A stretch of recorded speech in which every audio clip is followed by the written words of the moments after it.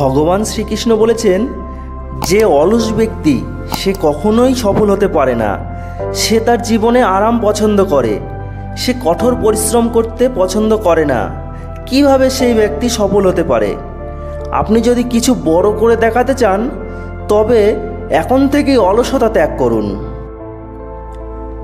কখনোই কোনো কাজ ভবিষ্যতের জন্য ফেলে রাখা উচিত নয়, কারণ সেই ব্যক্তি সময়ের গুরুত্ব না বুঝেই তা ব্যর্থ কাটিয়ে দেয়। শেষ পর্যন্ত তার আর কিছুই করার সময় থাকে না। যে কোনো মানুষ তার জীবনে সফল না হওয়ার প্রধান কারণ হলো নিজের প্রতি বিশ্বাস না থাকা। জীবনে সেই ব্যক্তি সফল যার নিজের প্রতি বিশ্বাস আছে। যে ব্যক্তি নিজের প্রতি বিশ্বাস নেই, সে কখনোই সফল হতে পারে না। একবার সম্ভ্রান্ত কর্ণ ভগবান শ্রীকৃষ্ণের কাছে তার দুর্দশার কথা বর্ণনা করেছিলেন। হে ভগবান, আমি যখন জন্মগ্রহণ করেছিলাম তখন আমার মা আমাকে ত্যাগ করেছিলেন। সেখানে আমার কি অপরাধ ছিল? গুরু দ্রোণাচার্য আমাকে শিক্ষা দিতে অস্বীকার করেছিলেন, কারণ তিনি আমাকে ক্ষত্রিয় মনে করেননি। এতে আমার কি অপরাধ? এবং আমি মহারাজ পরিবারের সদস্য নই বলে দ্রৌপদীর স্বয়ংবরে আমি অপমানিত হয়েছি। উত্তরে ভগবান শ্রীকৃষ্ণ বললেন, হে কর্ণ, মন দিয়ে শোনো। আমার জন্মের সময় আমি কারাগারে ছিলাম, আর আমার জন্মের সাথে সাথেই আমার মৃত্যু আমার জন্য অপেক্ষা করছিল। যে রাতে আমার জন্ম হয়েছিল সেই রাতেই আমাকে আমার বাবা মায়ের কাছ থেকে আলাদা হতে হয়েছিল। গোকুলে পৌঁছানোর পর দরিদ্র পরিবারে যে সমস্ত কাজ করতে হয় আমাকে সেই সব কাজ করতে হয়েছিল। গরু চড়ানো, হাত দিয়ে গোবর তোলা ইত্যাদি। 6 বছর বয়সে আমার উপর প্রাণঘাতী আক্রমণ হয়েছিল। আমাকে বারবার মারার চেষ্টা করা হয়েছিল। না আমার শৈশবে কোনো শিক্ষা ছিল, না আমার প্রাসাদ ছিল, না ছিল কোনো গুরুকুল, না ছিল কোনো বিশাল সেনা। তারপরেও মামা আমাকে তার সবচেয়ে বড় শত্রু মনে করতেন। আমার জীবনও অনেক সমস্যার মধ্য দিয়ে গেছে, তাই জীবনে কতবার অপমানিত হয়েছে সেটা গুরুত্বপূর্ণ নয়, কিন্তু এটা গুরুত্বপূর্ণ যে আপনি কিভাবে সেই অপমানের জবাব দিয়েছেন। আপনার জ্ঞান আছে যা আপনি ব্যবহার করতে পারেন, এবং এই সমস্ত সমস্যার মধ্য দিয়ে কিভাবে এগিয়ে যেতে পারেন সেটাই সবচেয়ে গুরুত্বপূর্ণ। সব কিছু বই পড়ে শেখা যায় না। কিছু খারাপ মানুষের কাছ থেকেও আমরা অনেক কিছু শিখতে পারি। ভুল তার দ্বারাই হয় যে পরিশ্রম করে কাজ করে। একজন নিকর্ম ব্যক্তি জীবনে অন্যের মধ্যে খারাপ খুঁজতে খুঁজতে শেষ হয়ে যায়। সম্মান মানুষের হয় না, সম্মান প্রয়োজনের হয়। প্রয়োজন শেষ হলে সম্মানও শেষ হয়ে যায়। বলতে শিখুন, না হলে সারা জীবন শুনতে হবে। ওরা খারাপ নয়, আপনিও উড়ে যান, কিন্তু ততদূর উড়ে যান যেখান থেকে মাটি স্পষ্ট দেখা যায়। একমাত্র যারা আপনার খেয়াল রাখে তারাই। আপনি নীরব হলেও আপনার কথা শুনতে পায়। এতটা চিন্তা করো যার ফলে তুমি জিততে সফল হবে, এতটা নয় তোমার জীবন নষ্ট হয়ে যাবে। আপনি যতই বুদ্ধিমত্তার সাথে আপনার কথা বলুন না কেন, শ্রোতা তার সামর্থ্য এবং তার মনের চিন্তা অনুযায়ী তার ব্যাখ্যা করবে। বিশ্বাস করো, যে তোমাকে ভুলে গেছে সেও তোমাকে মনে রাখবে, শুধু তার যখন প্রয়োজন আসবে তখনই। জীবনে গল্প এমন যে এতে কাঙ্ক্ষিত চরিত্র পাওয়া যায় না। জীবনে নিজের উপর ভরসা করেই চলতে হয়, অন্যের উপর ভরসা করেই শুধুমাত্র চিতায় নিয়ে যাওয়া হয়। আপনার হাসিই আপনার মুখে ঈশ্বরের স্বাক্ষর। এটাই আপনার চোখের জল ধুয়েও ক্রোধে মুছে ফেলতে দেবেন না। এই পৃথিবীতে কেউ আমাদের বন্ধু বা শত্রু হয়ে আসে না। আমাদের আচরণ ও কথাবার্তা মানুষকে বন্ধু বা শত্রু করে। যে ব্যক্তি সারাক্ষণ দুঃখে কাঁদে তার ভাগ্যের সুখও তার দরজার বাইরে থেকেই ফিরে যায়। যার মনে আশা ও বিশ্বাস আছে সে জীবনে প্রতিটি পরীক্ষায় উত্তীর্ণ হয়। সবাই আমাদের আপন নয়, এটাই সত্য।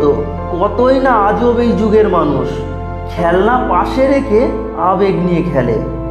মহান মন ধারণা নিয়ে আলোচনা করে, সত্য মন ঘটনা নিয়ে আলোচনা করে, আর ছোট মন মানুষকে নিয়ে আলোচনা করে। অহংকার করো না। অনেক মহান ব্যক্তি সময়ের সাগরে ডুবে গেছে। এই 5টি স্থানে সর্বদা নীরব থাকুন। প্রথমত, যেখানে আপনার কথার কোনো মূল্য নেই। দ্বিতীয়ত, যেখানে কথা বলার পর আপনাকে অনুশোচনা করতে হবে না। তৃতীয়ত, আপনার কথার যদি কারো মনে আঘাত লাগে। চতুর্থ, আপনি যদি রাগান্বিত হন, কারণ রাগের সময় একজন ব্যক্তি চিন্তা না করেই কথা বলে। এবং পঞ্চম, যেখানে আপনাকে মন দিয়ে শোনার কেউ নেই। কারো কষ্ট দেখে যদি তুমিও কষ্ট পাও, তবে বুঝো তোমার আত্মায় ভগবান বাস করেন। শুধু শান্তি খুঁজুন, কারণ প্রয়োজন কখনো পূরণ হয় না। জীবনের পুরো লড়াইটা ইচ্ছা নিয়ে। কেউ দুঃখ চায় না, কেউ কমও চায় না। যাদের উদ্দেশ্য সবসময় পরিষ্কার, অনেক সময় মানুষ তাদের বিরুদ্ধে যায়। যার কাছে আপনি বিরক্তকর মানুষ হয়ে উঠেছেন, তাকে ছেড়ে দিন। কারণ কারোর ওপর বোঝা হওয়ার থেকে তার স্মৃতি হয়ে থাকা অনেক ভালো। মিথ্যা কখনো দীর্ঘস্থায়ী হয় না। সত্য একটা হলেও তা শেষ পর্যন্ত আপনার সাথে থাকে। মানুষের বর্তমান দেখে তার ভবিষ্যৎ নিয়ে ঠাট্টা করো না, কারণ সময়ের এত শক্তি যে তা ধীরে ধীরে কয়লাকেও হীরাতে রূপান্তরিত করে। সময় যখন সিদ্ধান্ত নেয়, তখন সাক্ষীর প্রয়োজনও নেই। মানুষের কাজ নষ্ট করে এমন একটি শব্দ হলো আমি আগামীকাল করব। প্রয়োজনের চেয়ে বেশি কথা বলা বা চুপ থাকা ভালো নয়।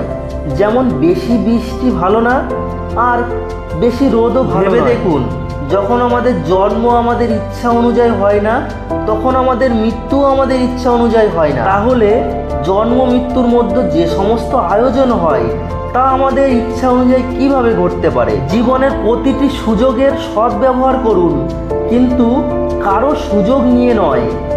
জীবন যেমন আমাদের সুযোগ দেয়, তেমন প্রতারণাও দেয়। আজকের যুগে সুখী হতে চাইলে স্বার্থপর হতে হবে। এটাই এই যুগের বাস্তব। যে আমাদের অনুভূতিকে সম্মান করতে পারে না, তার জন্য পাগল হওয়া ভালোবাসা বোকামি। বাতাস যদি আবহাওয়ার দিক পরিবর্তন করতে পারে, তবে প্রার্থনাও কষ্টের পরিণতি পরিবর্তন করতে পারে। তার হৃদয়ে আছে তা অন্যকে বলার সাহস রাখুন। যা তার হৃদয়ে আছে তা বোঝার ক্ষমতা রাখুন। সম্পর্ক কখনো ছিন্ন করবে না।